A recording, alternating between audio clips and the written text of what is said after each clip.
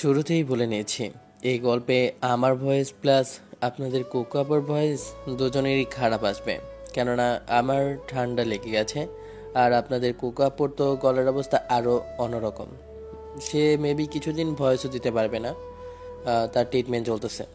তো এবার গল্পে আসা যাক। আমেরিকা থেকে দেশে যাওয়ার উদ্দেশ্যে প্লেনে উঠেছি। চিন্তা আর হতাশা আমার উপর গ্রাস করেছে। আমাকে এতবার বলা সত্ত্বেও আমেরিকায় আসেনি, কিন্তু আজ কি হয়েছে? হসপিটাল বেডে শুয়ে আছে। আমেরিকায় এমন কোনো ডাক্তার নেই যে ডাক্তারগুলোকে আমি আম্মুর কিডনির জন্য দেখেছি, কিন্তু কোনো ডাক্তারের ক্লিনিকেই আম্মুর কিডনি ম্যাচিং হয়নি। এত টাকা পয়সা দিয়ে কী হবে যদি নিজের মাকেই বাঁচাতে না পারি? শেষমেশ বাংলাদেশের কারো একজনের কিডনির সাথে আম্মুর ম্যাচ হয়, ওর সাথে ডিল করে কিডনিটা নেওয়ার জন্য বলেছি, তাই বাংলাদেশে যাচ্ছি। আপনাদেরকে তো আমার পরিচয়টাই দেওয়া হলো না। আমি আবির, আবির চৌধুরী। আমার পরিবারের আমার মা ছাড়া আর কেউ নেই। ছোটবেলায় আমার বাবা মারা যায় যখন আমার 15 বছর বয়স। আমাদের অনেক বড় একটা বিজনেস ছিল, তাই সেই 15 বছর বয়স থেকে আমি আব্বুর বিজনেসটা এখনও সামলাচ্ছি।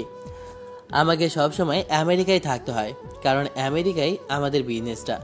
আম্মুকে হাজারবার বলা সত্ত্বেও আম্মু আমেরিকায় যায়নি, নিজের দেশেই থাকবে বলে জিদ ধরে বায়না ধরে আজও এত বছর ধরে বাংলাদেশে রয়েছে।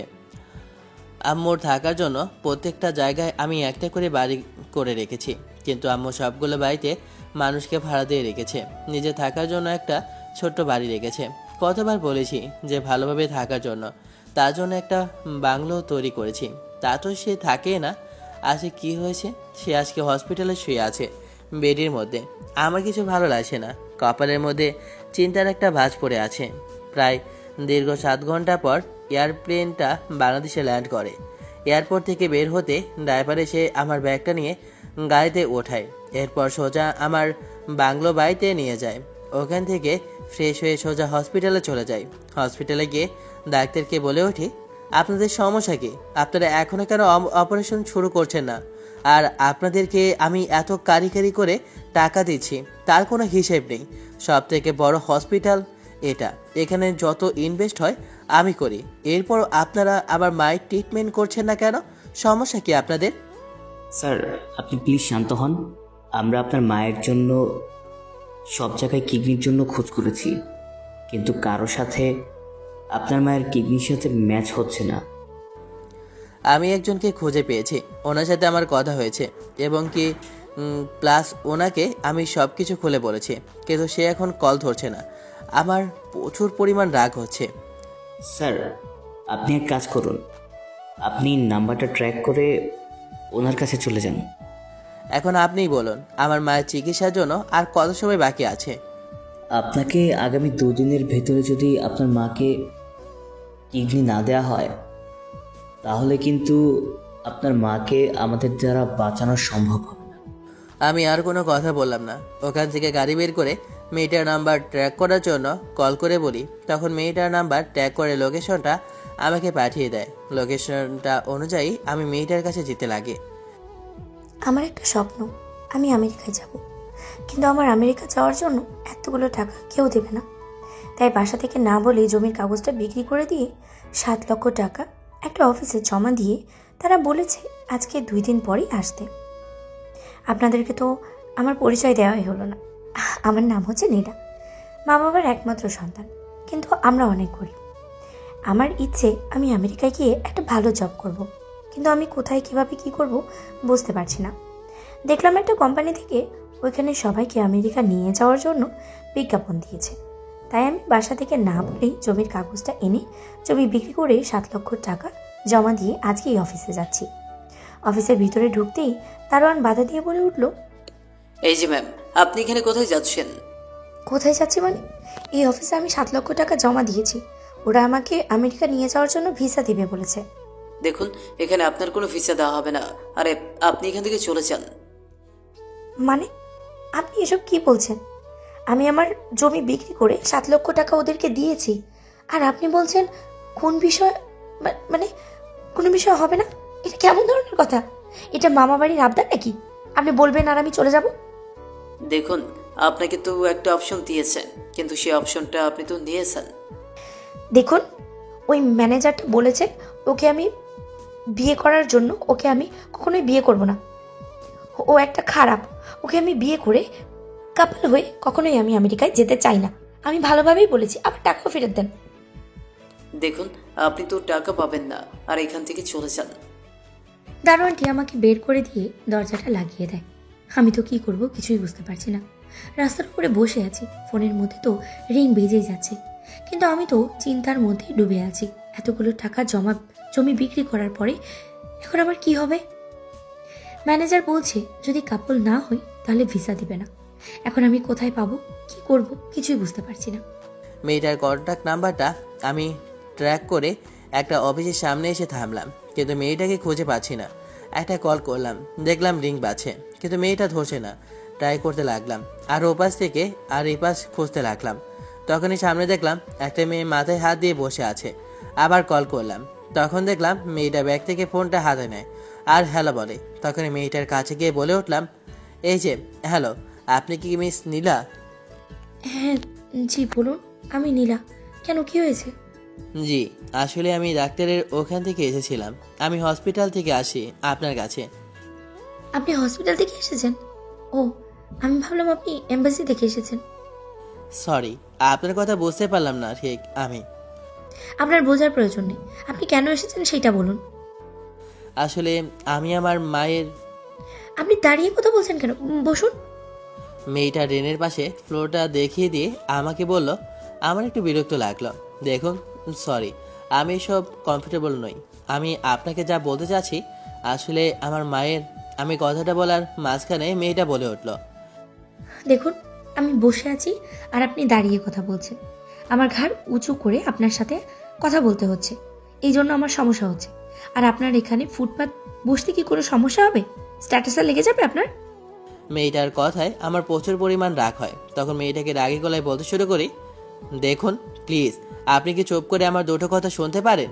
আমি আপনাকে কি বলতে চাচ্ছি তা তো আপনি শুনবেন। আপনি কাকে রাগ দেখিয়ে এমন কথা বলছেন? হ্যাঁ, এই নীলাকে আপনি রাগ দেখিয়ে কথা বলছেন? দেখুন মিস, আমি খুবই দুশ্চিন্তা এবং হতাশার মধ্যে আছি। আমি একজনের জীবন মরণ নিয়ে আপনার কাছে কথা বলতে এসেছি। আর আপনি একবার বলছেন ঘাড় উঁচু করে কথা বলছি, আবার বলছে এখানে বসতে। আপনি কি বোঝার কোনো চেষ্টা করছেন আমি আপনাকে কি বলতে চাচ্ছি? আমি আজকে বিপদে পড়েছি, তাই আজকে আপনার ধারে এসেছি। তাই আপনি বলছেন। কি আশ্চর্য বিষয়, আপনি এমন করে কথা বলছেন কেন? আচ্ছা বলেন, আপনি কি জন্য এখানে এসেছেন সেটা বলেন। হ্যাঁ, ওই সময় আমি বিক্রি করতে চেয়েছিলাম, কিন্তু আমার এখন কোনো টাকার প্রয়োজন নেই, তাই আমি বিক্রি করব না। দেখুন, আপনার কিডনি এটা আমার মায়ের সাথে ম্যাচ হয়েছে, আর আমি সেখানে এটা আপনার কাছ থেকে নিতে চাই। আর যত টাকা লাগুক আমার কোনো সমস্যা নেই। আমার কিডনির প্রয়োজন, আমার মাকে বাঁচাতে হবে। তার বিনিময়ে আপনাকে যা দেওয়ার প্রয়োজন আমি আপনাকে তাই দেব। যত টাকা লাগে আমি দেব, কোনো সমস্যা নেই। দেখুন, ওই সময় আমার টাকার প্রয়োজন ছিল, তাই আমি বিক্রি করার জন্য বলেছিলাম। এখন আমার টাকার প্রয়োজন নেই, তাই আমি বিক্রি করতে চাই না। What nonsense! আপনি তাহলে ওই সময় বলেনি কেন? তাহলে তো আমি অন্য জায়গায় ট্রাই করতাম। এখন এই সময় আমি কিভাবে দেখব? আপনি এমন ধরনের কথা বলতে পারেন না। এই যে মিস্টার, আপনি আমার সাথে এভাবে রেখে কথা বলছেন কেন? একদম আমার সাথে রেখে কথা বলবেন না। আমি মেয়েটার কথায় খুব বিরক্ত হচ্ছি, কিন্তু কি করব, কোনো উপায় নেই। তাই ফ্লোরে ও পাশে মেয়েটার পাশে বসলাম। মেয়েটা একটু কাছ থেকে দূরে সরে বসলো। তখন মেয়েটার কাছে গিয়ে হাত জোর করে বলতে লাগলাম, প্লিজ দেখুন, আপনার কিডনি ছাড়া আমার মাকে বাঁচানো সম্ভব না। আপনি দয়া করে আমাকে সাহায্য করুন। দেখুন, তখনই আমার অফিস থেকে ফোনটা বেজে ওঠে। ফোনটা হাতে নিয়ে দেখি আমেরিকা থেকে কল করেছে। কলটা রিসিভ করে ওপাশ থেকে বলে ওঠে, আজকে রাতের মধ্যে একটা মিটিং আছে, তাই আমেরিকায় যেতে হবে। What nonsense! আমি আজকে রাতের মধ্যে কিভাবে ইউএসএ যাব? এখনই তুমি ক্যান্সেল করে দাও, আমার মিটিংয়ে যাওয়া হবে না। এখানে আমি আমার মাকে নিয়ে পড়ে আছি, আর তোমরা আমাকে বিরক্ত করছো। কলটা কেটে দিলাম। তখন মেয়েটা বলে ওঠে, ওই ছেলেটার কথা শুনে বুঝে গেলাম। আচ্ছা, আপনি কি আমেরিকায় যাচ্ছেন? বিজনেস ক্লাস নাকি ট্যুরিস্ট? না, আসলে আমার বাড়ি বাংলাদেশে, কিন্তু আমি আমেরিকায় সেটেল। ওখানে আমি থাকি, ওখানে আমার বিজনেস আছে। ও যাই হোক, প্লিজ, আমার খুবই প্রয়োজন। আমার মাকে বাঁচাতে হলে আপনার কিডনির প্রয়োজন। আমি এই মুহূর্তে এইটা 48 ঘন্টার ভিতরে কিভাবে একটা কিডনি ম্যানেজ করবো বলেন? আমি কি আপনার জন্য কিডনি নিয়ে বসে আছি নাকি? আমি তো একবার বললামই আমার টাকার প্রয়োজন নেই। মেয়েটা কথাটা বলে ওখান থেকে চলে যায়। আমার খুব বিরক্তি ফিল হয়, কি করবো কিছুই বুঝতে পারছি না। তাই গাড়িটা নিয়ে বের হয়ে যায় অন্য হসপিটালের দিকে কিডনি খোঁজার উদ্দেশ্যে। বাংলাদেশের সব হাসপাতাল খুঁজেও একটাও আমার মায়ের সাথে ম্যাচ করা কিডনি খুঁজে পায়নি। তাই হতাশ মনে বাসায় বসে আছি। এই ঢাকা শহরে এসেছিলাম মূলত আমেরিকায় যাব বলে। ছোটবেলা থেকে আমার স্বপ্ন আমি আমেরিকায় যাব, একটা জব করে নিজের ফ্যামিলির দেখাশোনা করব। ছোট্ট একটা বাসা ভাড়া থাকি, সেই বাসাতে এখন যাচ্ছি। একটু সময় পরে সামনে এসে দেখি তালা ঝুলানো। তখনই বাড়িওয়ালার ছেলে বলতে লাগলো, কি মিস, আজ কতদিন হলো বাসা ভাড়া দিচ্ছেন না? এ নিয়ে আপনার 4 মাসের বাসা ভাড়া জমে আছে। কি কোথায় যাচ্ছেন আর কোথায় আসছে তার কোনো ঠিক নেই। প্লিজ ভাইয়া, আমি আপনার সব বাড়ি ভাড়া শোধ করে দেবো, আজকে চাবিটা একটু দেন। কিভাবে আর কতদিন? আপনার 4 মাসের বাসা ভাড়া জমে আছে, বাসা ভাড়া দিচ্ছেন না, তার উপর রাস্তার এদিক ওদিক হাঁটছেন। কাটছে কোন ছেলের কাছে যাচ্ছেন, কোথায় যাচ্ছেন তা তো ঠিকই বুঝতে পারছি। দেখুন ভাইয়া, আপনার বাসা ভাড়া পাবেন, আমি আপনার বাসা ভাড়া সামনের মাসে ক্লিয়ার করে দেবো। এমন ধরনের কোনো কথা বলবেন না। বাবা আবার রাগও দেখাচ্ছেন। সমস্যা নেই, আপনাকে এ মাস পর্যন্ত সময় দিলাম। এই মাসের ভিতরে যদি ক্লিয়ার না করেন তাহলে কিন্তু আপনার খবর আছে। এই মাসের শেষ কিন্তু। ছেলেটার কাছ থেকে চাবিটা নিয়ে ভিতর প্রবেশ করলাম। এই বাসায় থাকা যাবে না, কারণ বাড়িওয়ালা এবং বাড়িওয়ালার ছেলে দুজনের মন মানসিকতা খুবই নোংরা স্বভাবের। বসে আছি, কি করব কিছুই বুঝতে পারছি না। ওদের টাকা দিতে হবে কাল, বা কষ্টের মধ্যে ওদের টাকা যদি ক্লিয়ার না করি তাহলে কি করে যে ফেলবে আমার সাথে সেটা আল্লাহই জানে। এরপরে আবার আমাকে একজন ছেলে ম্যানেজ করতে হবে 2 বছরের কাপড়ের জন্য। কিন্তু কি করব বুঝে উঠতে পারছি না। তখনই মনে পড়লো ওই সময় ছেলেটার কথা। ছেলেটার মা হসপিটালে, যদি আমার কিডনি পায় তাহলে মা সুস্থ হবে। তখন ভাবলাম ছেলেটাকে সাহায্য করি, তাহলে আমার সাহায্যটাও হয়ে যাবে। যা বাবা, ঠিক তাই কাজ। হসপিটাল থেকে ছেলেটার ঠিকানা নিয়ে বাড়ির সামনে গেলাম। বাড়িটার সামনে এসে তো আমি অবাক হয়ে গেলাম। এত বড় বাড়ি, এত আলিশান বাড়ি আমি জীবনে কখনো দেখিনি।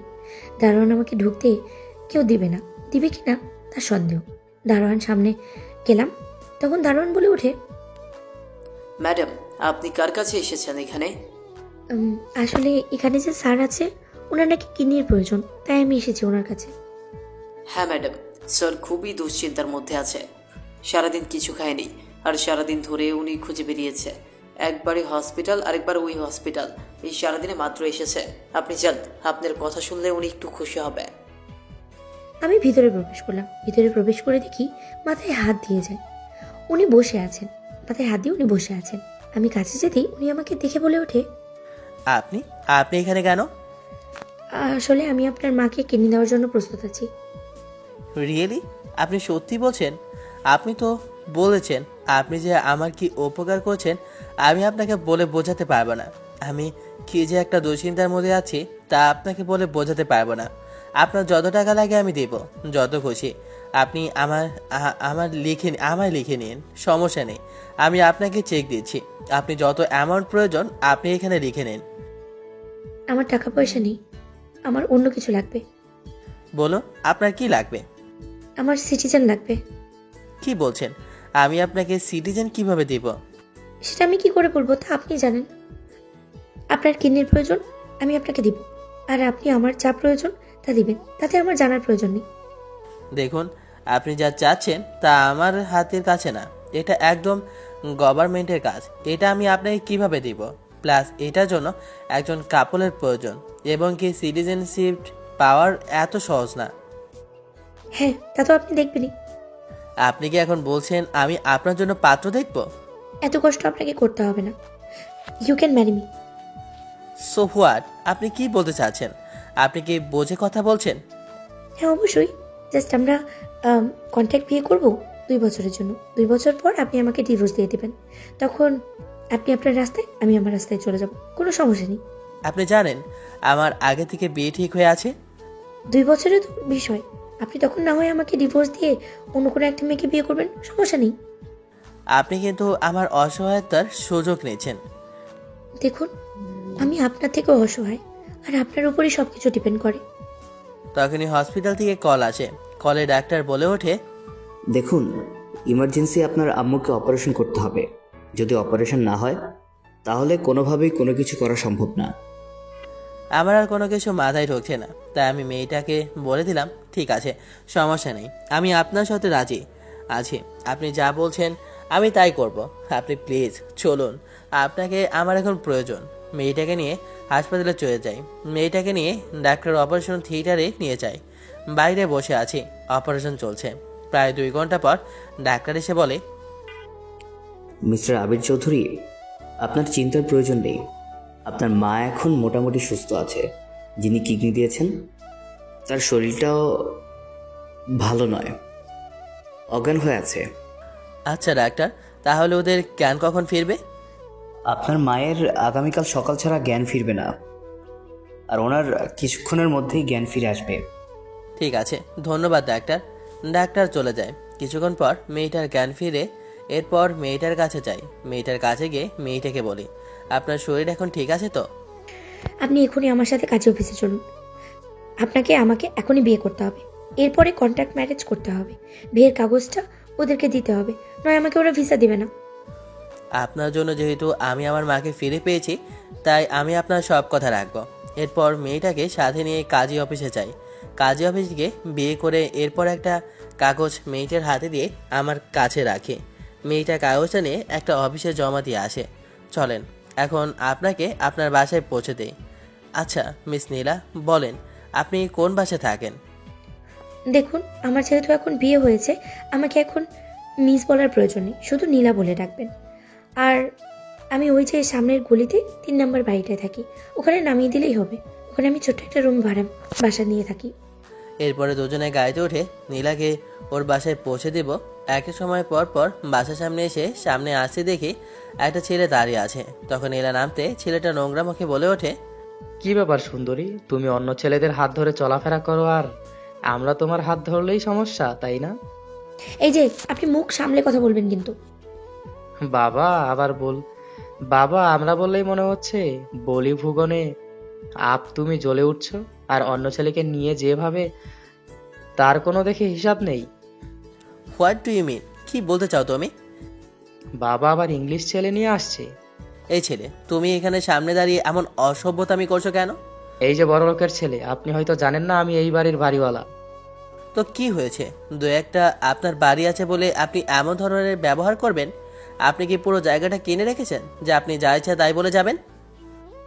এই যে বিদেশি বাবুওয়ালা, আমি ওই মেয়েটার কাছে বাসা ভাড়া পাই, তাও আবার 4 মাসে। কত টাকা পান আপনি ওর কাছে? 4 মাসের 30,000 টাকা। গাড়ির মধ্যে মনে হয় 2 লাখ টাকা উঠিয়ে রেখেছিলাম, যদি কোনো কাজে লাগে তাই।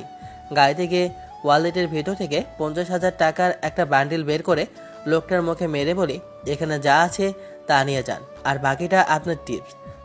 লোকটা তো আমার দিকে একেবারে আবুলের মতো দাঁড়িয়ে রইল, যে মানুষটা কি একেবারে 50,000, তা আবার আমার মুখে মারল। নীলা, আজকে তুমি এই বড়লোক ছেলেটাকে আমার সামনে এনে অপমান করেছো, এরপর তোমাকে দিতে হবে। নীলাকে কথাটা বলে ছেলেটা ওখান থেকে চলে যায়। আচ্ছা চলুন, আপনার বাসায় যা আছে সব কিছু গুছিয়ে নিয়ে আমার বাসায় উঠবেন। না, সমস্যা নেই, আমি এখানে কোথাও কোনো একটা জায়গায় রুম নিয়ে থাকবো। এভাবে থাকলে হয়তো বা আপনার ভিসাটা পাওয়া হবে না, তাই একসাথে থাকাটাই বেটার। আপনি তো ঠিকই বলছেন, তাহলে তো এখন কি করা যায়? আমি বাইরে দাঁড়িয়ে আছি, আপনার ভেতরে যা আছে সব কিছু গুছিয়ে নিন, এরপর দুজনে আমরা বাসায় উঠবো। আচ্ছা ঠিক আছে, তাহলে আপনি একটু বাইরে দাঁড়ান, আমি একটু চেঞ্জ করে আসছি। নীলা ড্রেস চেঞ্জ করতে রুমের ভিতরে প্রবেশ করে। একটা সময় পর নীলা ওর জামা কাপড় নিয়ে বের হয়। ঠিক আছে চলুন, নীলাকে নিয়ে বাসায় যাওয়ার উদ্দেশ্যে রওনা দিই। প্রায় 20 মিনিট পর বাসার সামনে আসি। দারোয়ান এসে গেটটা খুলে দেয়। দারোয়ান দৌড়ে এসে জিজ্ঞেস করে, স্যার, ম্যাডামের কি অবস্থা? উনি এখন সোজা আছেন, আগামীকাল জ্ঞান আসবে ডাক্তার বলেছে। স্যার, উনি ওনাকে তো... ও তোমার ম্যাডাম। স্যার, আপনি তাহলে বিয়ে করছেন, ভালো হয়েছে। ম্যাডাম দেখলে অনেক খুশি হবে। ম্যাডাম আমাকে সবসময় বলতো আপনাকে দেশে ডেকে এনে বিয়ে দিবে, ওনার একা থাকতে ভালো লাগে না। আকাশের দিকে তাকিয়ে একটা দীর্ঘ নিঃশ্বাস ফেলে বলি, আচ্ছা আপনি আমাদের খাবারটা তৈরি করে দেন। ঠিক আছে স্যার, আপনি যান, আমি সব নিয়ে যাচ্ছি। খাবার কিছু সময় পর আপনাকে দিয়ে আসছি। নীলাকে নিয়ে উপরে চলে গেলাম। আমি ফ্রেশ হওয়ার জন্য ওয়াশরুমে চলে যাই। ভিতরে প্রবেশ করতেও আমি একদম অবাক হয়ে গেলাম, কারণ রুমটা একদম বিদেশি স্টাইলে। আমি স্বপ্নে ভাবিনি যে এত সুন্দর একটা রুম হতে পারে। সবসময় সিনেমার মধ্যেই দেখেছিলাম এত সুন্দর রুম, কিন্তু আমি যে কখনো এমন একটা রুমে আসতে পারবো কখনোই ভাবিনি। কিন্তু লোকটা খুব রাগী মানুষ। জানি না এই 2টা বছর লোকটার সাথে কিভাবে কাটাবো। সামনে দেয়ালটায় হাতে দেখলাম একটা দরজা খুলে গেল। মনে হচ্ছে এটা তার একটা পকেট রুম। ভিতরে প্রবেশ করার জন্য প্রবেশ করে দেখলাম অনেকগুলো ওনার শখের জিনিস আছে, তার উপরে একটা গিটার। উনি আবার কি মনে করেন, তাই ওখান থেকে বের হয়ে আবার গেটটা লাগিয়ে দিলাম। ওয়াশরুম থেকে বের হয়ে দেখি রুমটা একদম এলোমেলো। তার নীলাকে উদ্দেশ্য করে বললাম, রহিম চাচা তো খাবার দিয়ে গেছে, খাবারটা খেয়ে নিন, আমি একটু হসপিটালে যাব। কথাটা বলে গাড়ির চাবিটা নিয়ে বের হয়ে যায়। মাত্র তো আসলেন, খাবারটা খেয়ে না হয়ে যেতেন। না সমস্যা নেই, আমি বাইরে খেয়ে নিব, আপনি খেয়ে নিন। আমি খাবারটা খেয়ে রান্নাঘরে গেলাম। রান্নাঘরে ফ্রিজে গিয়ে দেখি সব কিছুই আছে, তাই মাংস কষাতে মাংসগুলো বের করে পানিতে ভিজিয়ে দিলাম। বাসা থেকে বের হয়ে হসপিটালের দিকে যাই। হসপিটালের সামনে আসতেই ডাক্তার দেখে বলে ওঠে, আপনার মা এখন মোটামুটি সুস্থ আছেন, আপনি গিয়ে দেখা করতে পারেন, ওনার জ্ঞান ফিরেছে। হসপিটালের কেবিনে প্রবেশ করে দেখি আম্মু বসে আছে। আম্মু আমাকে দেখে আমাকে জড়িয়ে ধরে কান্না করতে লাগলো। বাবা, তুই বল, তুই আমাকে কোথাও ছেড়ে চলে যাবি না? না মা, আমি তোমাকে ছেড়ে কোথাও যাব না। এখন বলো, তোমার শরীরে কি অবস্থা? তুই আমার কাছে চলে এসেছিস, এখন আমার কোনো সমস্যা নেই। তুই আমার কাছ থেকে দূরে চলে গেলে আমার বুকটা কেমন জানি খা খা অবস্থা লাগে, আমার বুকটা একদম খালি মনে হয়। আচ্ছা মা, তুমি আর চিন্তা করো না, আমি কোথাও যাব না। এখন থেকে আমি তোমার কাছে থাকবো। আমি এখন সুস্থ হয়ে গেছি, আর আমি এখন তোকে একটা বিয়ে দিব। এরপর আমি আমার নাতি নাতনির মুখ দেখে ছাড়া আর কোথাও যাচ্ছি না। ঠিক আছে মা, সব কিছু পরে হবে। এরপর আম্মুকে খাবার খেয়ে দিলাম। এরপর বিশ্রাম নেওয়ার জন্য একটা ইঞ্জেকশন দেওয়ার জন্য নার্সকে বলে দিলাম। ডাক্তার এসে ঘুমের একটা ইঞ্জেকশন দিয়ে আম্মুকে ঘুম পাড়িয়ে দেয়। হসপিটাল থেকে বের হয়ে হাতের ফোনটা বেজে ওঠে। ফোনটা হাতে তুলে স্ক্রিনের দিকে তাকিয়ে দেখি শ্রাবণী কল করেছে। শ্রাবণীর সাথে আমার বিয়ে ঠিক হয়েছিল। কলটা রিসিভ করতে ওপাশ থেকে শ্রাবণী বলে ওঠে, তুমি আমেরিকা থেকে বাংলাদেশে চলে এসেছো, আর তুমি আমাকে একবারও বলোনি। আমি তোমার জন্য কত অপেক্ষা করলাম, তুমি আসোনি। তোমাকে কতবার কল করেছি, তুমি আমার একটা কলও ধরোনি। তুমি জানো আমার আম্মু হসপিটালে, এরপর তুমি একটাবার আমার আম্মুকে দেখতে আসোনি। প্লিজ জান, তুমি বিশ্বাস করো, আমি তোমাকে বলেছিলাম না আমি খুবই অসুস্থ ছিলাম। তুমি তো আমাকে দেখতে আসোনি, তুমি তোমার মায়ের কাছে ছিলে। তুমি এখন কোথায় আছো? আমি এখন একটা রেস্টুরেন্টে আছি, আমি তোমাকে লোকেশন পাঠাচ্ছি, তুমি ওখানে চলে আসো। শ্রাবণী লোকেশন দিতে আমি ওই লোকেশনে অনুযায়ী রেস্টুরেন্টে যাই। রেস্টুরেন্টে গিয়ে দেখি শ্রাবণী বসে আছে। ওর কাছে গিয়ে বললাম, তুমি জানোই যে আমার আম্মু অসুস্থ, এরপর তুমি একটাবারও আমার আম্মুকে দেখতে আসলে না। শ্রাবণী আমার হাতটা ধরে আমাকে বলতে থাকলো, বেবি, তুমি তো জানো বলো আমার শরীরটা খারাপ ছিল, আর হসপিটালে যেতে আমার খুবই ঘৃণা লাগে।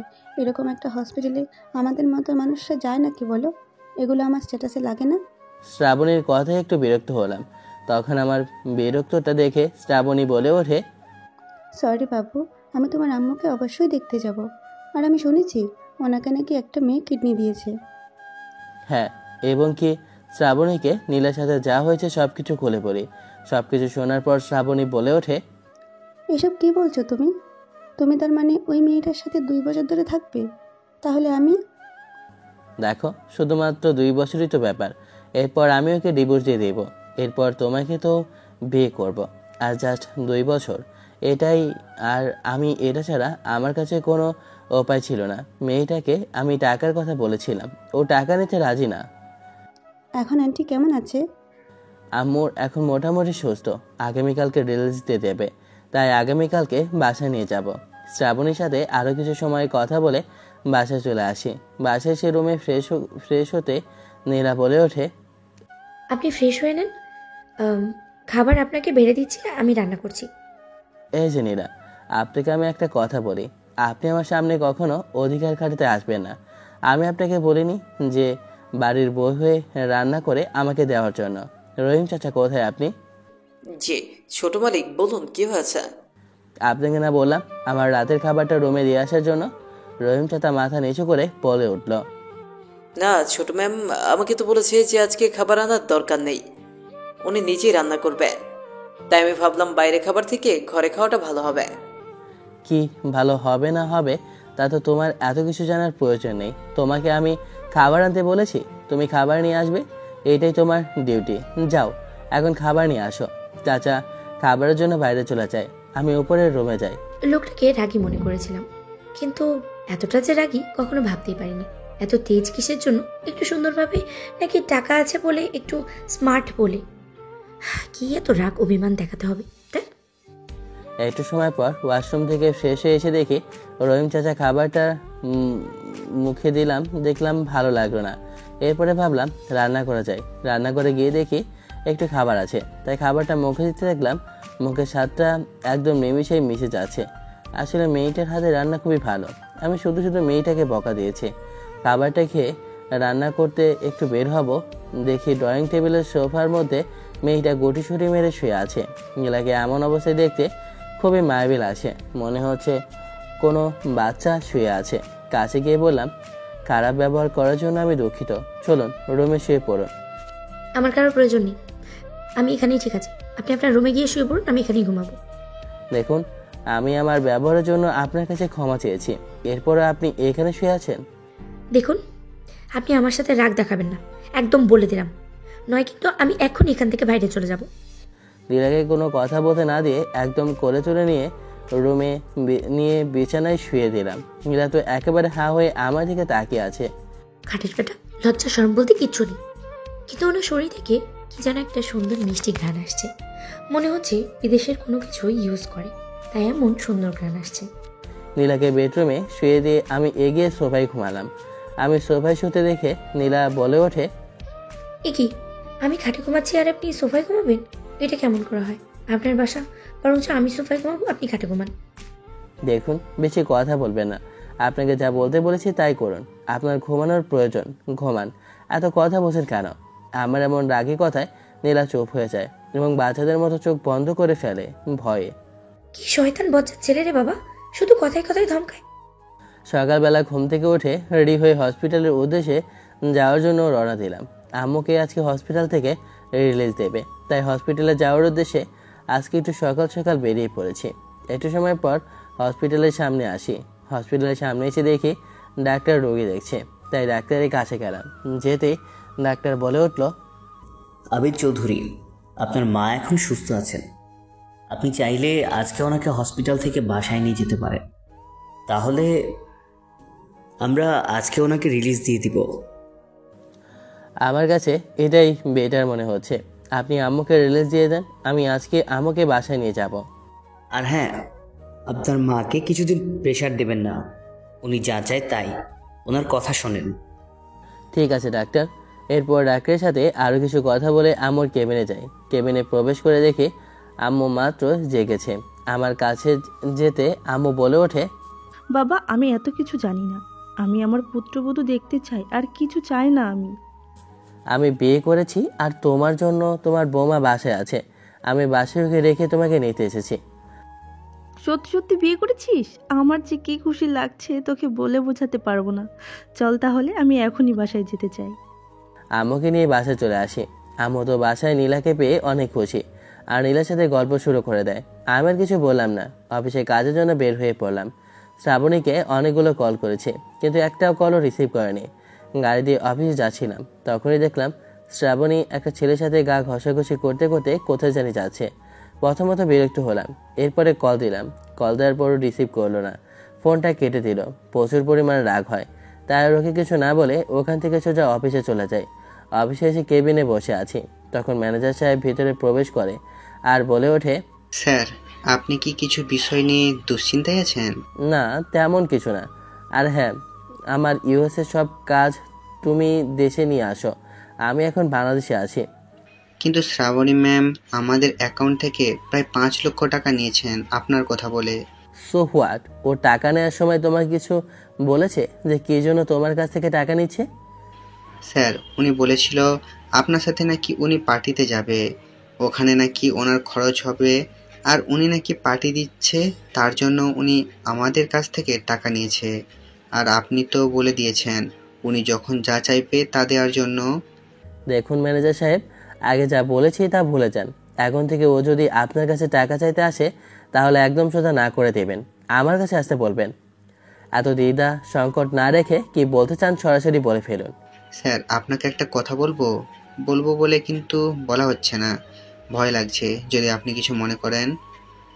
স্যার, আসলে আপনার সাথে একটা মেয়েকে দেখেছিলাম, মেয়েটা একদম আপনার মেয়েটা একদম আপনার পাশাপাশি ছিল। উনি কে একটু জানতে পারি না? আমি তো অনেক বছর ধরে আপনার সাথে আছি, কিন্তু আপনার সাথে তো কোনো মেয়েকে এমন দেখিনি, শুধু শ্রাবণী ম্যাম ছাড়া, তাই জিজ্ঞেস করলাম আর কি।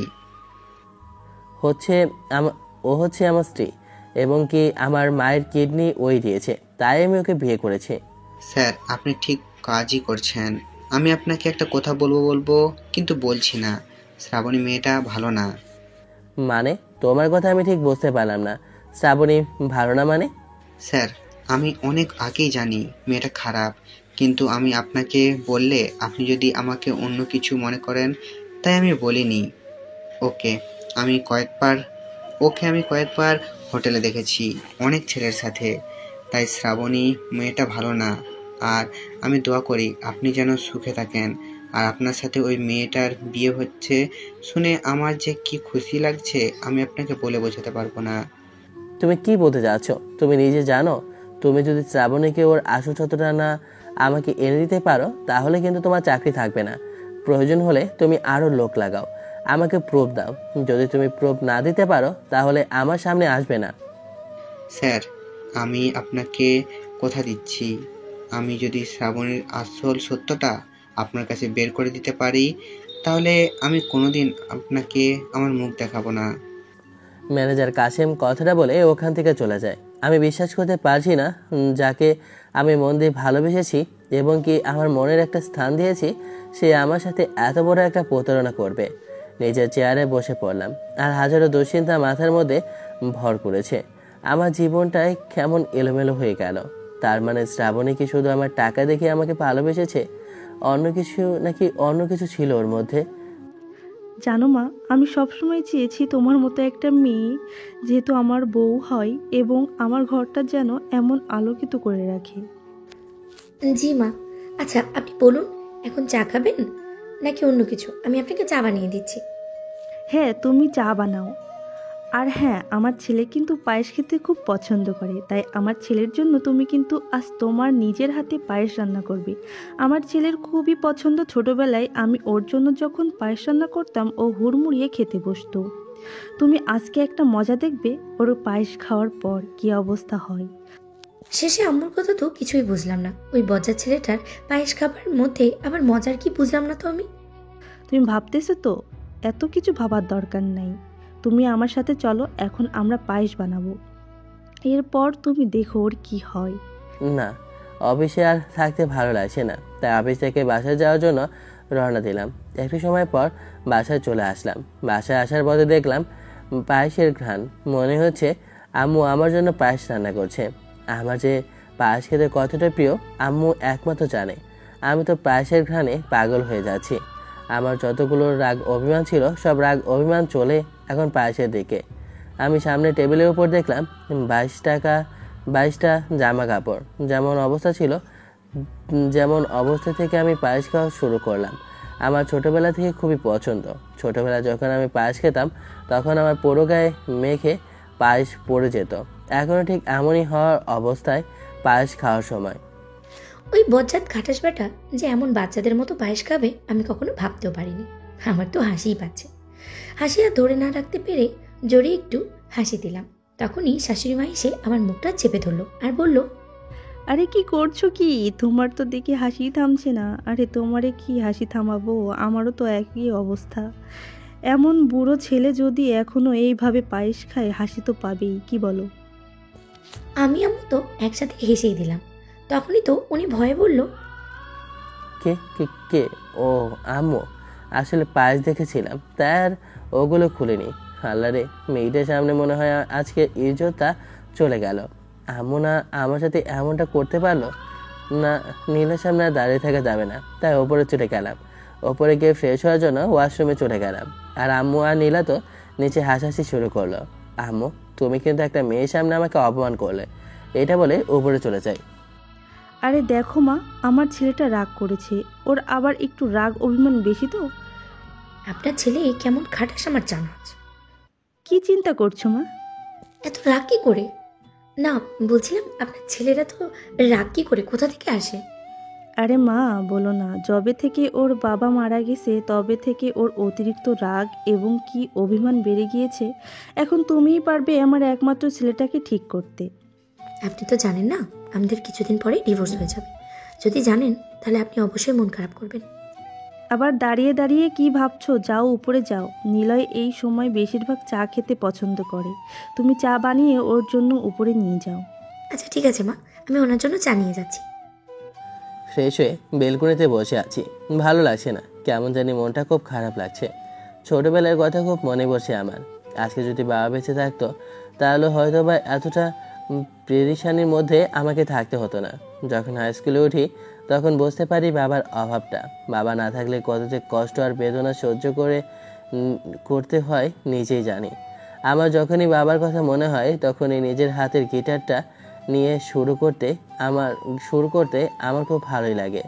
দেখলাম আকাশটা ঘন মেঘ দিয়ে ছায়া দিচ্ছে, মনে হচ্ছে মুষলধারে বৃষ্টি হবে। বেলকনিতে খুব জোরে বাতাস বইছে।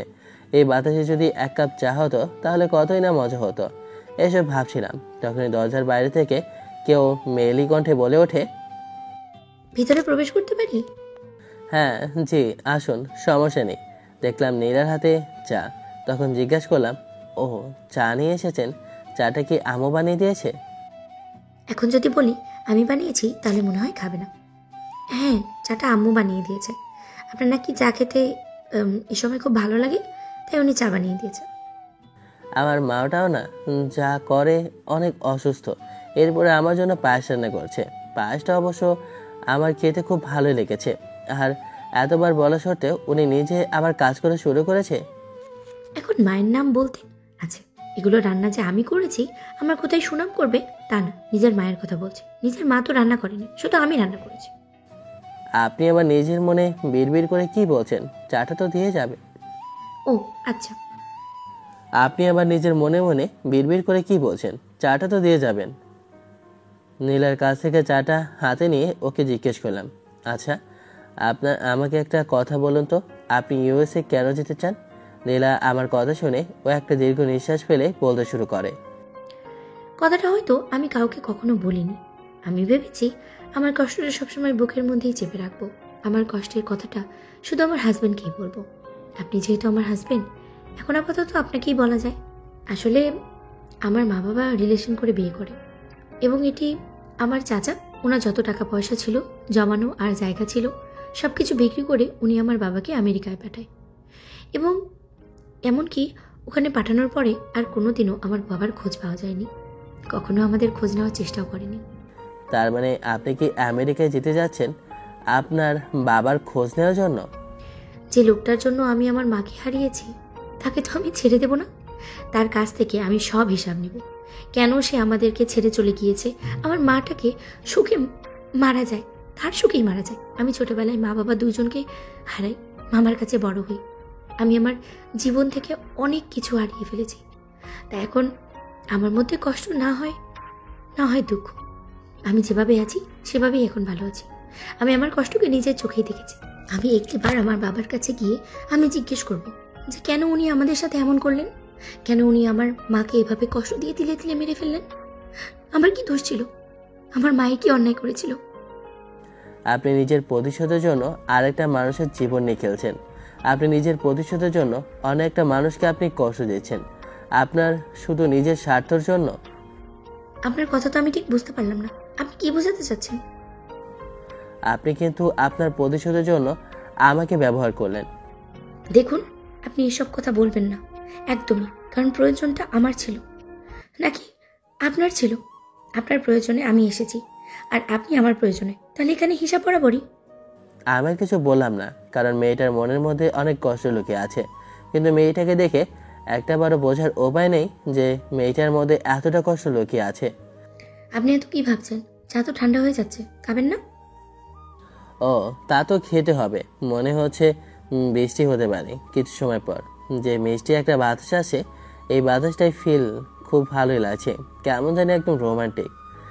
আপনারই গার্লফ্রেন্ড হলে তো তাহলে ভালোই হতো, তাই না? আচ্ছা বাদ দেন, আপনি তো গিটার হাতে নিয়ে আছেন, এটা হাতে রাখেন নাকি একটু বাজানো? বাজাই, যখন আমার মন খারাপ থাকে তখন একটা সুর তৈরি। দেখি বাজান, আপনার সুরটা আমি একটু শুনি। তখনই দেখলাম মুষলধারে বৃষ্টি আসা শুরু করলো। আমার কাছে কেমন জানি ফিল হওয়া শুরু করলো, তাই আমি সুর ধরলাম। সুন্দর সুন্দর ধরতেছে, আর নীলা আমার দিকে অবশ নয়নে তাকিয়ে আছে। কত সময় ধরে গিটার বাজিয়েছি, পাশ তাকিয়ে দেখি নীলা ঘুমিয়ে গেছে। ঘুমন্ত অবস্থায় ওর মনে হচ্ছে আমি মায়ে পড়ে যাব। ঘুমন্ত অবস্থায় একটা মেয়েকে এতটা সুন্দর লাগে আমি কখনো কল্পনাও করতে পারিনি। আমি তো নীলার মুখের দিকে হা করে তাকিয়ে আছি। গিটারটা একপাশে রেখে নীলাকে বিছানায় নিয়ে গিয়ে শুয়ে দিই। হঠাৎ বৃষ্টিতে বজ্রপাত হওয়ার সাথে সাথে নীলা আমাকে জড়িয়ে ধরে ঘুমন্ত অবস্থায়। নীলা আমাকে শক্ত করে চেপে ধরে আছে। আমি ওর থেকে যে ছুটবো তারও উপায় নেই। আমার কিছু উপায়ন্ত না পেয়ে ওখানে ওর সাথে শুয়ে পড়লাম। রাত অনেক হয়েছে, চোখ বুজতে আমার ঘুম চলে আসে। সকালবেলা চোখ খুলতে দেখি আমি ওনাকে জড়িয়ে ধরে শুয়ে আছি। এটা আমি কি করলাম? তখনই রাতের কথা মনে পড়ে গেল। লজ্জায় আমার মুখ লাল হয়ে গেল। আমি ধরে ওয়াশরুমে চলে গেলাম। তখনই শাশুড়ি মা, নীলা, তোমাদের জন্য তো নাস্তা বানিয়ে রেখেছি, তোমরা তো সেই কখন ঘুমিয়ে আছো, এখন ঘুম থেকে ওঠার কোনো নামই নেই, নিচে এসে নাস্তা খেয়ে নাও। এই যে শুনুন, আপনাকে নাস্তা করার জন্য আম্মু ডাকছে। নীলাটাকে ঘুমটা ভেঙে যায়। দেখলাম নীলা ড্রয়িং টেবিলে বসে চুল ঠিক করছে। পেছন থেকে নীলাকে খুব অসম্ভব সুন্দর লাগছে। নীলা তাকাবে এর আগে আমি ওয়াশরুমে চলে যাই। ওয়াশরুম থেকে বের হতে দেখে নীলার চোখে পানি। তখন ওকে জিজ্ঞেস করলাম, আপনার চোখে পানি কেন? আমার মামা খুবই অসুস্থ, উনি নাকি অ্যাক্সিডেন্ট করেছে, তাই ওনাকে দেখতে যেতে হবে। ঠিক আছে, তাহলে আপনি রেডি হয়ে যান। আমার মামা খুবই অসুস্থ, উনি নাকি অ্যাক্সিডেন্ট করেছে, তাই ওনাকে দেখতে যেতে হবে। আপনাকেও আমার সাথে গ্রামে যেতে হবে। আসলে আমি মামাকে বলেছি আপনার সাথে আমার বিয়ে হয়েছে, তাই আপনাকেও সাথে করে যেতে বলেছে। হ্যাঁ, প্লিজ না করবেন না, আপনি গ্রামে গেলে আপনার কাছে খুব ভালো লাগবে, প্লিজ আমার সাথে একটু চলুন, আমার এটা একটা রিকোয়েস্ট। আপনি আমার আম্মুর অনেক কেয়ার করেছেন, তার জন্য আমি আপনার কাছে অনেক ঋণী। তাই আপনার এই আমি ঋণটা কখনোই শোধ করতে পারবো না। আচ্ছা ঠিক আছে, আমি রেডি হয়ে নিয়েছি, আপনি রেডি হয়ে নেন। কথাটা বলে আমি একটু নিচে গেলাম। নিচে এসে নাস্তা খেয়ে আমি ওপরে গেলাম। ওপরে গিয়ে আমি যখনই দরজা খুলবো তখনই দেখলাম নীলা ড্রেস চেঞ্জ করছে। আমি তো হা করে তাকিয়ে রইলাম। এমনকি নীলাও এমন অবস্থায় লজ্জায় কাপড় ঢেকে বলে উঠলো, এই সরি, আমি তো দরজা লক করতেই ভুলে গিয়েছিলাম, আপনি প্লিজ বাইরে যান। হায় আল্লাহ, লোকটা মনে হয় সব কিছু দেখেই ফেললো, এখন কি হবে আমার? লজ্জায় এখন ওর সামনে যেতেই কেমন যেন নার্ভাস লাগছে। আমার দিকে ট্যাপ ট্যাপ করে তাকিয়েও ছিল। তাই আমার যেন একটু আগের ঘটনা এখনো চোখের মধ্যে ভাসতে লাগলো। আমার মনে হচ্ছে এখনো নীলার পেটের মধ্যে যে তিলটা আমার চোখের মধ্যে ভেসে আছে। তার পেটে নাভির নিচে তিলটা আমি স্পষ্ট দেখতে পেলাম। আমি তো মুখ লুকিয়ে ওখান থেকে বের হতে চাইলাম, কিন্তু কোনো এক অজানা শক্তি আমাকে আঁকড়ে ওখানে দাঁড় করে রেখে দিয়েছিল। প্রায় 10 মিনিট পর নীলা লজ্জা মুখে বের হয়ে আমাকে উদ্দেশ্য করে বলে উঠল, আপনি রেডি হয়ে নিন, আমি নিচে আছি। আম্মুকে সব কিছু বলেছি, তাই আম্মু যাওয়ার জন্য অনুমতি দিয়েছে। আর অফিসে বলে দিয়েছে কিছুদিন আমি অফিসে আসতে পারবো না। সব কাজ যেহেতু ম্যানেজার দেখাশোনা করে। একটু সময় পর রেডি হয়ে বের হই, তখন নীলা দেখি আমার দিকে একদৃষ্টিতে তাকিয়ে রয়েছে। এত সুন্দর লাগবে আমি কখনো ভাবিনি। এমনিতেই ওনাকে দেখতে খুব হ্যান্ডসাম লাগে, মনে হয় যেন তামিল সিনেমার নায়ক, কিন্তু আজকে আরও খুব সুন্দর লাগছে। আমি তো যেন ওনার দিকে তাকিয়ে একদম ফিদা হয়ে গেলাম। না, এ কী করছি আমি? ওনার তো অন্য কারোর সাথে রিলেশন, আমার এভাবে তাকিয়ে থাকাটা উচিত না। তখনই চোখ ফিরিয়ে নিলাম। আমি গাড়ি বের করছি, আপনি বের হন। ঠিক আছে, আর প্লিজ আপনি আমার বাসাতে আপনি করে বলবেন না, পরে বাসায় আবার কি মাইন্ড করবে। আচ্ছা ঠিক আছে, সমস্যা নেই। নীলাকে নিয়ে নীলার মামার বাড়ি যাওয়ার উদ্দেশ্যে রওনা দিলাম। প্রায় দীর্ঘ 5 ঘন্টা পর ওর মামার বাড়ি এসে পৌঁছালাম। নীলাকে দেখে জড়িয়ে ধরে কান্না করতে করতে বলে ওঠে, বোন মারা যাওয়ার পরে আমি তোকে আমার নিজের মেয়ের মতো মানুষ করেছি, কখনো তোর খারাপ চাইনি। তুই এতদিন ধরে ঢাকায় ছিলি, কিন্তু আমাকে একটা কল বা ফোন দেওয়ার সময়টুকুও হলো না। তার উপর তুই আমাকে বলছিস তুই নাকি বিয়ে করে ফেলেছিস, তাও তুই আমাকে একটা বারও জানালি না। মামা, আমি তোমাকে জানাতে চেয়েছিলাম, কিন্তু জানানোর মতো সে সময়টা না আমার কাছে হয়ে ওঠেনি। আমি একটা সমস্যার মধ্যে ছিলাম। তুমি তো জানো আমি আমেরিকায় যাওয়ার জন্য ভিসার জন্য ঢাকায় গিয়েছিলাম, কিন্তু তাই ভিসা আমার এখনো হয়ে ওঠেনি। আমি তোকে এই বিষয়ে কথা বলার জন্যই অনেকবার কল দেওয়ার চেষ্টা করেছিলাম, কিন্তু তোর ফোনটা অনেকবার বন্ধ পেয়েছি। তা আমি এই জন্যই তোকে তাড়াহুড়ো করে করে খবর দেব বলে আসার সময় রাস্তার ওপার থেকে একটা গাড়ি আমাকে মেরে দিয়ে চলে যায়। মামা, তুমি দেখাশোনা চলাফেরা করবে না? এখন তোমার কি হাল হয়েছে দেখো। আর এমন কি কথা যার জন্য তুমি এইভাবে তাড়াহুড়ো করে আমার কাছে খবরটা দেওয়ার জন্য উতলা হয়ে পড়েছো? আসলে তুই দিনের পর দিন যে বাবাকে ঘৃণা করে যাচ্ছিস, যে বাবার কথা শুনলে তোর প্রচণ্ড পরিমাণ রাগ হয়, যে বাবা তোর আর তোর মার খোঁজ খবর নেননি, আসলে সেই বাবা ওই দিন আমেরিকায় যাওয়ার 1 মাস পরে গাড়ি অ্যাক্সিডেন্টে মারা যায়। কিন্তু তোর বাবার কোনো অরিজিনাল ডকুমেন্ট পায়নি বলে তোর বাবাকে দেশে ফেরানো যায়নি, তাই তোরা আর কোনো খোঁজ খবর পাসনি। আমি আজকে এই খবরটা একজন লোকের মাধ্যমে পেয়েছি, এই জন্য কি সে আমাকে দেখিয়েছে। প্রথমে আমি বিশ্বাস করিনি, তখন লোকটা বলেছে ওনারা কবর দেওয়ার পরে আইডেন্টিফাই করেছে, ওনার আসল পরিচয়টা পেয়েছে, কিন্তু এত সময় অনেকটা দেরি হয়ে যায়। তাই তোর বাবার ছবিটা ওরা কবরের মধ্যে লাগিয়ে রেখেছিল। তোর বাবার ছবিটা ওরা আমাকে যখন দেখায় তখন আমি একদম শিওর হয়ে যাই। আর এই কথাটা তোকে বলার জন্যই আমি এতটা পাগলের মতো হয়ে চলেছিলাম। মামার মুখে এমন কথা শুনে আমি তো যেন আকাশ থেকে পড়লাম। যে বাবাকে আমি এতদিন ধরে ঘৃণা করে এসেছি, সেই বাবার আজকে এমন পরিণতি। আমার মা সবসময় আমাকে বলতো আমার বাবা কখনো আমাদেরকে ভুলে যাওয়ার মতো না, কারণ বাবা নাকি মাকে অনেক ভালোবাসতো। কিন্তু আমি যখন বড় হই তখন আমি বুঝতাম বাবার সত্যি মনে হয় ওপারে গিয়ে অন্য কাউকে সুখে নিয়ে আছে। আমি এইসব ভেবেছিলাম যে বাবু কখনো হয়তোবা আমার আম্মুকে ভালোবাসেনি, তাই আব্বু আর আমাদের খোঁজ খবরও নেয়নি। কিন্তু আজকে আমি যা শুনছি তারপরে আমার আর কিছুই অভিযোগ নেই। মামার মুখে যা শুনেছি তা শোনার পরে এখন আমি যে স্থির হয়ে দাঁড়িয়ে থাকার মতো অবস্থাতেও নেই। আমার যেন পায়ের নিচ থেকে মাটি সরে যাওয়ার মতো অবস্থা। নীলার মামার মুখের কথাটা শুনে আমারও খুব খারাপ লেগেছে। দেখলাম হঠাৎ করে নীলা অজ্ঞান হয়ে পড়ে যাচ্ছে, তাই সবাই মিলে নীলাকে নিয়ে একটা রুমে শুয়ে দেয়। আমি ডাক্তারকে কল করি, ডাক্তার এসে নীলাকে দেখে যায়। দেখুন, ওনার হ্যালুসিনেশন হয়েছে, তার জন্য উনি গভীরভাবে খুবই আঘাত পেয়েছে, তাই একটু রিল্যাক্সে থাকতে দেন, রেস্ট করার পরে ঠিক হয়ে যাবে। দেখুন, আপনাদের এখানে তো আমি নতুন এসেছি, আর এখানে ভালো কোনো হসপিটাল আমার জানা নেই। আপনার জানা অনুযায়ী যদি কোনো ভালো হসপিটাল থাকে ঠিকানাটা আপনি আমাকে দেন, কারণ ওর মামার পায়ে সমস্যা হয়েছে, ওনাকে ভালো একটা ডাক্তার দেখাতে হবে। কারণ উনি যে ডাক্তার দেখিয়েছে আমার কাছে মনে হচ্ছে সমস্যার সমাধান হবে না। তাই আপনার জানা অনুযায়ী যদি কোনো ভালো হসপিটাল বা ক্লিনিক থাকে আমাকে একটু দেন, আমি ওনাকে নিয়ে যেতে চাই। দেখুন, আমি কিন্তু এখানে সচরাচর আসি না, আপনি আমাকে কল করেছেন তাই এসেছি। এখানে সবাই গ্রামের মানুষ, সাধারণ মানুষ, এখানে সবাই সব কিছু জানে না, এমনকি তারা বেশিরভাগ পড়াশোনাও করেনি। আপনি পড়ালেখা করেছেন, তাই আপনিই সব বোঝেন, তাই আপনাকে সলিউশন দিচ্ছি।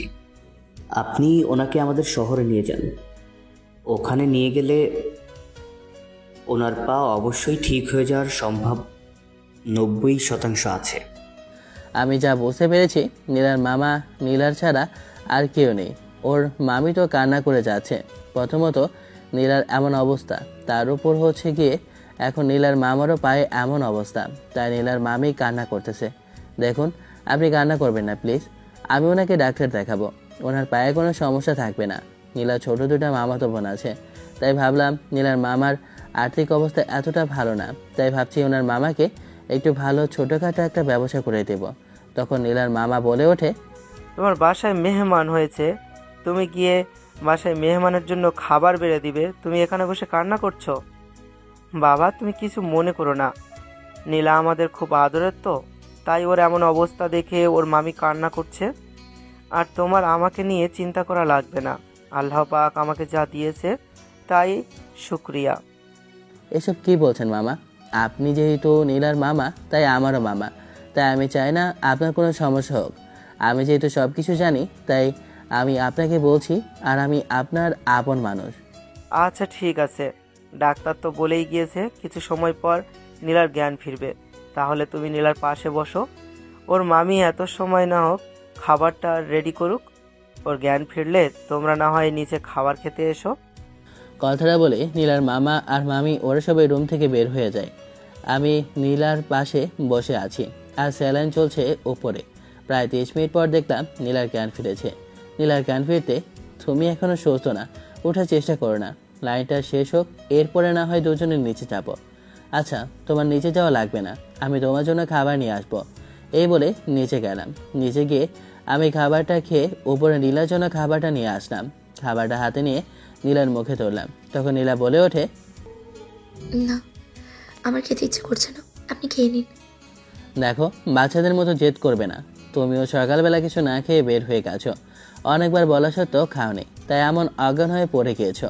এখন খেতে বলেছি। আমার বকা শুনে নীলার চোখ দিয়ে পানি পড়তে লাগলো আর খেতে লাগলো। ওর এমন কর্মকাণ্ড দেখে আমার তো পেটের নিচ থেকে হাসি আসে। আমি কি করব, কিন্তু অনেক কষ্টে চেপে হাসিটা ধরে রেখেছি। শেষমেশ খাবারটা খাইয়ে কিছুক্ষণ বাইরে গিয়ে হাসলাম। এরপর মনে হলো, এ কি, আমি কি নীলার প্রেমে পড়ে যাচ্ছি? না, আমার সাথে তো শ্রাবণীর সাথে বিয়ে ঠিক হয়েছে, কিন্তু আমার এমন কেন মনে হচ্ছে যে আমি নীলার সাথে থাকলে আমার আর কিছু মনে হয় না। আমি এমন মজা এবং কি আনন্দ কখনো কারোর সাথে থেকে পাইনি, এবং কি শ্রাবণীর সাথে থেকেও আমার এমনটা ভালো লাগা কাজ করেনি। না, এত কিছু ভাবতে পারছি না, মাথা ব্যথা করছে। পেছনে তাকিয়ে দেখি নীলা ঘুমিয়ে গেছে। ঘুমন্ত অবস্থায় নীলাকে খুব বাচ্চাদের মতো লাগছে, আর ওই মায়াবী মুখটা আমার কাছে কেমন জানি না একদম রসালো হয়ে লাগছে। আমি গিয়ে দরজা বন্ধ করে সোফায় শুয়ে পড়লাম। গভীর রাতে যেন আমার বুকের মধ্যে কোনো ভারী কিছু অনুভব করলাম। কোনো কিছু না ভেবে ওই ভারী জিনিসটাকে জড়িয়ে ধরে শুয়ে রইলাম। সকালবেলা ঘুম থেকে উঠে দেখি আমার গায়ের মধ্যে কিসে জানি দাগ লেগে আছে, কিন্তু বুঝলাম না কিসের দাগ। তাই ওয়াশরুমে গেলাম ফ্রেশ হতে। ভাবছি নীলার মামাকে আজকে হসপিটালে নিয়ে যাব, তাই অ্যাম্বুলেন্স আসার জন্য ফোন করেছি। একটু সময় পর অ্যাম্বুলেন্স চলে আসে। অ্যাম্বুলেন্সের শব্দ পেয়ে নীলা বাইরে এসে দেখে অ্যাম্বুলেন্স একটা তার বাসার সামনে এসে দাঁড়িয়ে আছে। এটা দেখে বলে ওঠে, বুঝলাম না, অ্যাম্বুলেন্স এখানে কি করে এসেছে? মামা কি অ্যাম্বুলেন্স আসার জন্য কল করেছে? কিন্তু আমার জন্য তো না, তাহলে কার জন্য? কাঠের ব্যাটাটা বাইরে এসে আমার উদ্দেশ্য করে বলল, অ্যাম্বুলেন্সটা আমি ডেকে এনেছি কারণ তোমার মামাকে হসপিটালে নিয়ে যাব। তোমাদের শহরের মধ্যে নাকি একটা ভালো ক্লিনিক আছে, ওখানে নাকি একজন ভালো ডাক্তার বসে। ওনাকে তোমার মামার পাটা দেখাবো, ওনার পায়ে গুরুতর সমস্যা। বাবা তোমাকে তো বলেছি এত কিছুর প্রয়োজন নেই, আমার পা এমনি নিজে থেকেই ঠিক হয়ে যাবে। না মামা, আমি জানি তুমি ভালো কোনো ডাক্তার দেখাওনি, আমিও চাই তুমি ডাক্তার দেখাও, আর উনি ওইসব সম্পর্কে ভালো বোঝে, তাই তুমি ওনার সাথে যাও। নীলা জোরাজুরিতে নীলার মামা আমার সাথে যাওয়ার জন্য রাজি হয়। নীলার মামাকে সাথে করে হসপিটালে নিয়ে যাই। হসপিটালের ক্লিনিকে নিয়ে যেতে ডাক্তারের সাথে কথা বললাম। ডাক্তার বলেছে ওনার অপারেশন করা লাগবে, অপারেশনের জন্য প্রায় 5 লক্ষ টাকা লাগবে। আমি একটা চেক দিয়ে দিলাম। ডাক্তারের আর দেরি করলো না, অপারেশন করার জন্য সব কিছু প্রস্তুতি শুরু করলো। নীলার মামি আর ছোট 2 মামাতো বোনও সাথে আছে। নীলা এখনও আসেনি, ও হয়তো বা দুপুরে রান্না করে এখানে আসতে পারে। ডাক্তার একটা প্রেসক্রিপশন হাতে ধরিয়ে দিয়ে বলল, দেখুন মিস্টার আবির সাহেব, এখানে যা লেখা আছে ওই ওষুধগুলো আপনি আমাদেরকে এনে দিন, কারণ ওষুধগুলো ছাড়া এখানে ট্রিটমেন্ট করা যাবে না, কারণ ওষুধগুলো এই জায়গায় পাওয়া যাবে না। তাই আপনাকে ঢাকা থেকে ওষুধগুলো যত তাড়াতাড়ি সম্ভব আমাদেরকে এনে দিতে হবে। আচ্ছা ঠিক আছে, আমি আমার ম্যানেজারকে কল করে আপনার ওষুধগুলো এনে দেওয়ার ব্যবস্থা করছি। আপনি অপারেশনের কাজ শুরু করুন, আর অপারেশন হওয়ার পরে উনি ঠিকভাবে আবার আগের মতো চলাফেরা করতে পারবে তো? দেখুন, অপারেশনের 1 সপ্তাহ পর উনি 100% আগের মতো চলাফেরা করতে পারবে। এখানে সমস্যা হয়েছে, উনি যে ডাক্তারের কাছে দেখিয়েছে ওরা ওনাকে ঠিকভাবে চিকিৎসা করতে পারেনি, তাই ওনার আজকে পায়ের এমন অবস্থা। ভালো হয়েছে, সময় থাকতে আপনি ওনাকে আমাদের কাছে নিয়ে এসেছেন। যদি লেট হতো তাহলে হয়তোবা উনি আর কখনো নিজের পায়ে হাঁটতে পারতেন না। আমরা সবসময় মানুষের ভালোর জন্য এখানে বলে থাকি, কিন্তু অনেকে অনেক টাকার ভয়ে এখানে আসতে চায় না। এটা হচ্ছে মানুষের জীবন নিয়ে কথা। আমি ডাক্তারের সাথে আরও কিছু কথা বলে ম্যানেজারকে কল দিব ভেবে নিচে আসলাম। নিচে আসতে আমার কলটা বেজে ওঠে। দেখলাম ফোনের স্ক্রিনে ম্যানেজার আমাকে কল করেছে। কলটা রিসিভ করতে ওপাশ থেকে ম্যানেজার আমাকে উদ্দেশ্য করে বলে ওঠে, স্যার, আপনি যে আমাদেরকে বলেছেন শ্রাবণী নামের সব কিছু আপনাকে দেওয়ার জন্য, আমি সব প্রমাণ পেয়ে আপনার হোয়াটসঅ্যাপে দিয়েছি। আর আমি আপনাকে বলেছি না উনি মানুষটা ভালো না, উনি আপনাকে ধোঁকা দিচ্ছে। আপনি সব রেকর্ডিং দেখলেই বুঝতে পারবেন। ঠিক আছে, আমি হোয়াটসঅ্যাপ দেখতেছি আর তোমাকে একটা মেল করেছি। দেখো, ওই ওষুধগুলো আমার ইমিডিয়েটলি লাগবে। এখনই যে কোনোভাবে 1 ঘন্টার মধ্যে তুমি এখানে আনার চেষ্টা করো। প্রয়োজনে তুমি ফ্লাইট নাও, ফ্লাইট ধরে এখনই চলে আসো। ঠিক আছে স্যার, আপনি চিন্তা করবেন না, আমি অলরেডি এটা পাঠিয়ে দিয়েছি। এখন যা আছে সব কিছু রেডি করে আমার কাছে আসলেই আমি এক্ষুনি ফ্লাইটে করে আপনার কাছে চলে আসছি। ম্যানেজার রহিম কথাটা বলে কলটা কেটে দেয়। এরপর আমি হোয়াটসঅ্যাপ চেক করে তো আমার প্রচুর পরিমাণ মাথা ঘুরে যায়। আমার মনে হচ্ছে আমার পায়ের নিচ থেকে মাটি সরে যাওয়ার মতো অবস্থা হয়ে গেছে। কারণ এতদিন ধরে আমি যাকে মনের প্রাণে চেয়েছি, যাকে ভালোবেসেছি, সে আমার সাথে এমনটা করবে আমি কখনো কল্পনা করতে পারিনি। হ্যাঁ, আমি দেখতে পেলাম এদের মধ্যে শ্রাবণী একটা ছেলের সাথে ফিজিক্যালের মধ্যে আছে। আমি এটা দেখার পর আর সহ্য করতে পারলাম না। ফোনটা একটা আছাড় মেরে ভেঙে ফেলে আমি হসপিটালের ডিআইপি কেবিনে বসে আছি আর ভাবতেছি যে শ্রাবণী আমার সাথে এমনটা কী করে করতে পারলো। আমি ওর কোনো জিনিসটা অপূর্ণ রেখেছি। ও কি তাহলে আমার টাকার জন্যই আমাকে ভালোবাসার অভিনয়ে ছলবল কষেছিল? তখনই দেখলাম নীলা হাতে একটা বাটি নিয়ে আমার কাছে এসে আমাকে উদ্দেশ্য করে বলে ওঠে, এই, আপনার সমস্যা কি? আপনাকে কতবার করে কল করেছি, একটা কলও আপনার কাছে লাগে না? সবসময় কল বন্ধ করে। কেন জানি না নীলার ওপরে আমার রাগ হয়ে গেল। তখনই নীলাকে উদ্দেশ্য করে রাগী গলায় বলে উঠি, এই মেয়ে শোনো, আমি কি করব না করব তোমাকে বলে করব নাকি? আর তুমি এখানে এসেছো কেন? যাও, এখনই চলে যাও। আমার কথাটা শুনে নীলা একদম থ হয়ে গেল আর মুখ থেকে কোনো কথা বের হচ্ছে না। আবার কথা শুনে একটু ভয় পেল, এরপরে আবার ভয়ে বলতে শুরু করলো, আসলে আমি আপনার জন্য খাবার রান্না করে এনেছি। আমি সকালে কিছু খাননি, তাই ভাবছিলাম আপনার খুব খিদা লেগেছে, তাই আমি দুপুরে আপনার জন্য রান্না করে এনেছিলাম।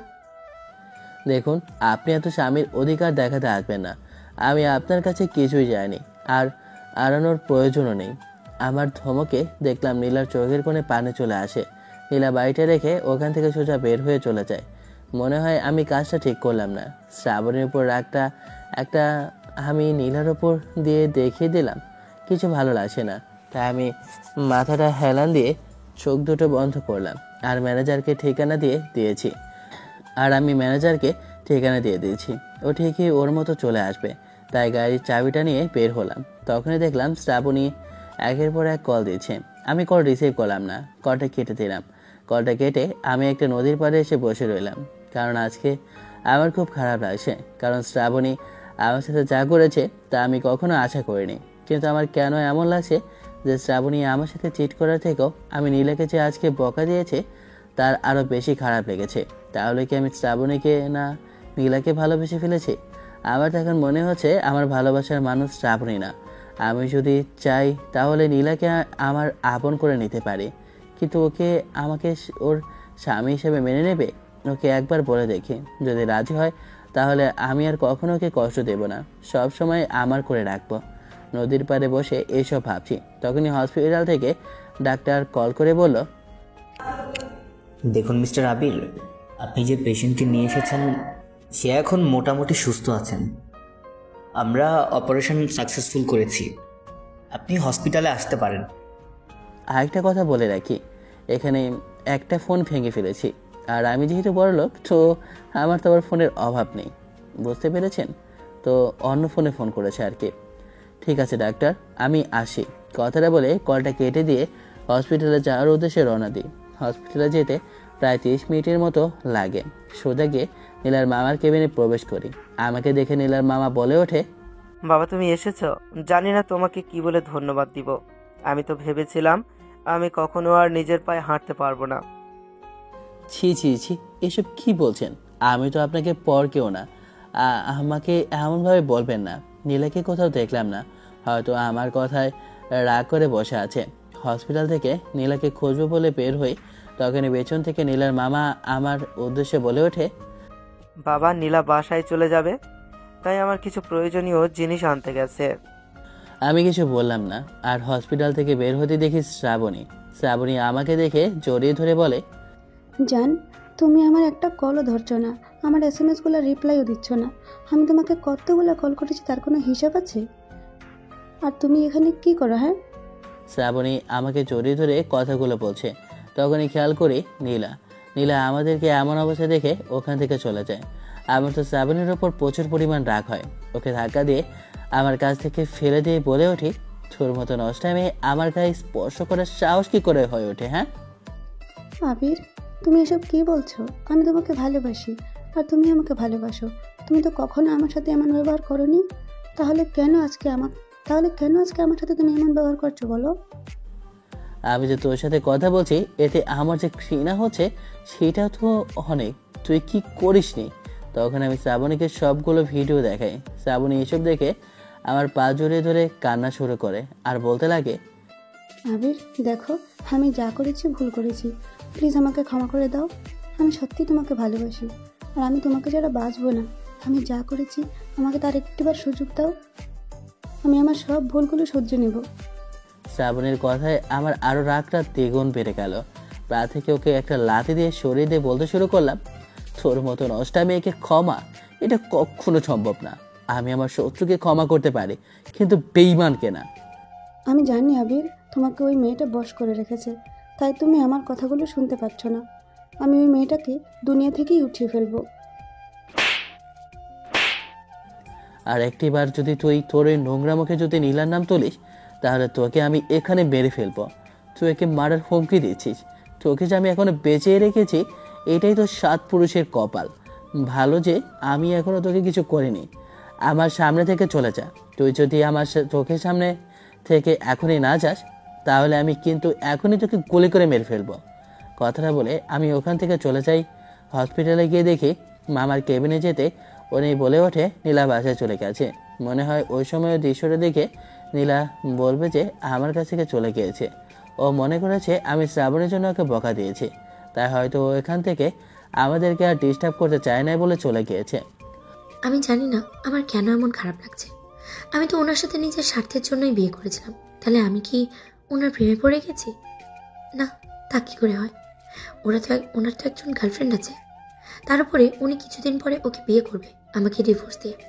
না, কেন জানি না আমি নিজেকে নামাতে পারছি না যে উনি আমার সব সময় আমার সাথে থেকে যাবেন না।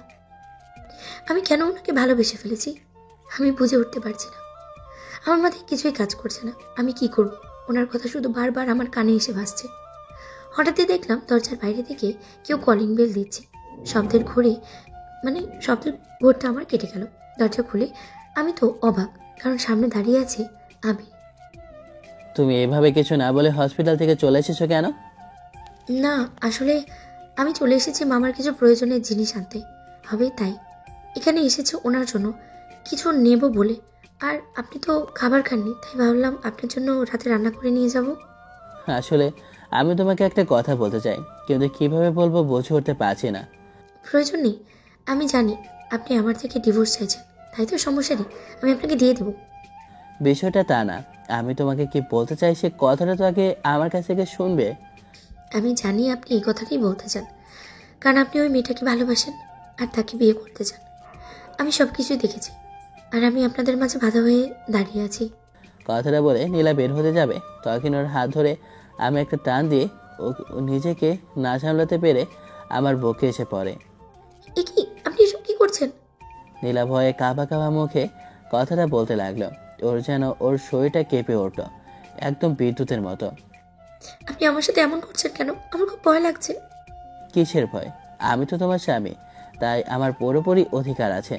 আপনার কথা আমি ঠিক বুঝলাম না। নীলা ঠোঁটে আঙুল দিয়ে ওর মুখে চুপ করে দিই। দেখো, আমি শ্রাবণীকে ভালোবাসি না, আর শ্রাবণী কখনো আমার হতে পারবে না, কারণ আমি বুঝতে পেরেছি শ্রাবণী আমার জন্য আমাকে ডিজার্ভ করে না। আমি আজ এতদিন ধরে তোমার সাথে থেকে এতটুকু ফিল করেছি যে আমি তোমাকে ভালোবাসি, আর আমি তোমাকে ছাড়া থাকতে পারবো না। আর ডিভোর্স তো দূরের কথা। কেউ যদি এভাবে ভিলেনের মতো প্রপোজ করে তাহলে কি কেউ একসেপ্ট করে নেবে নাকি? নীলাকে কোলে নিয়ে ছাদে চলে যায়। ওকে ছাদে নামিয়ে দিলাম। পাশে দেখলাম গোলাপ ফুল ফুটে আছে, তাই একটা গোলাপ ফুল ছিঁড়ে হাঁটু গেড়ে ওকে বলে উঠলাম, ভালোবাসা কি আমি জানি না, কীভাবে সেটা বুঝতে হয় তাও চাই না, কিন্তু এতটুকু জানি তুমি আমার অনুভূতির প্রতিচ্ছবি। যখনই তোমায় দেখেছি সেই অদ্ভুত অনুভূতিরই আমাকে ভরপুর করে। তোমার মাঝে লুকিয়ে আছে আমার অগণিত ভালোবাসা, যা আমি ধরতে চাই। তুমি কি আমার হতে পারো? তুমি কি তোমার হাতটা আমাকে ধরতে দেবে? ভালোবাসা শব্দটা অনেক ছোট, কিন্তু এই ছোট শব্দের মধ্যে লুকিয়ে আছে হাজারো কষ্ট আর বেদনা। হাসি আনন্দের সব মুহূর্তে আমি তোমার পাশে থাকতে চাই। তোমার খারাপ সময়ে তোমাকে সান্ত্বনা দিতে চাই, আর ভালো সময়গুলোকেও আরও রঙিন করে তুলতে চাই। তুমি আমার হাসি মুখি একমাত্র উৎস, এবং আমি প্রতিদিন তোমার জন্য সেই হাসি ছড়িয়ে দিতে চাই। নীলা, তুমি কি আমাকে ভালোবাসবে? তুমি কি তোমার ভালোবাসার সেই বিশেষ স্থানটা আমাকে দেবে, যেখানে থাকবে শুধু আমি আর তোমার পবিত্রতা লুকিয়ে থাকবে? আমি চাই সেখানে থাকতে, তোমার পাশে, তোমার স্বামী হিসেবে। আমার জীবনের প্রতিটি মুহূর্তে থাকলে জীবনটা আরও সুন্দর হয়ে উঠবে। নীলার, আমি তোমাকে ভালোবাসি, খুব বেশি ভালোবাসি। আমার ভালোবাসা এত গভীর যে মুখে বলে প্রকাশ করা খুব কঠিন। তুমি যখন পাশে থাকো সব কিছু আরও সুন্দর হয়ে ওঠে। আমার হৃদয়ের প্রতিটি বিটে তোমার জন্য একটি বিশেষ জায়গা আছে। আশা করি একদিন তুমি এই ভালোবাসা অনুভব করতে পারবে। হ্যাঁ, আমি আপনাকে অনেক ভালোবাসি। কথাটা বলে ওনাকে জড়িয়ে ধরে কান্না করে দিলাম। নীলা আমাকে জড়িয়ে ধরে কান্না করে দিল। আমি ওকে শক্ত করে আমার বাহু ধরে জড়িয়ে ধরে রইলাম। আরেকটা কথা, এখানে নীলার আব্বু যে খুঁজতে যেতে চেয়েছিল, আসলে নীলার আব্বু মারা গিয়েছে, তাই এটা নীলা জানতে পারে, আর তাই সে আর ওখানে যাওয়া হলো না। আর গল্পটা এখানেই শেষ করে দেওয়া হলো। তো ভালো থাকবেন, সুস্থ থাকবেন, আল্লাহ হাফেজ, টাটা, বাই বাই।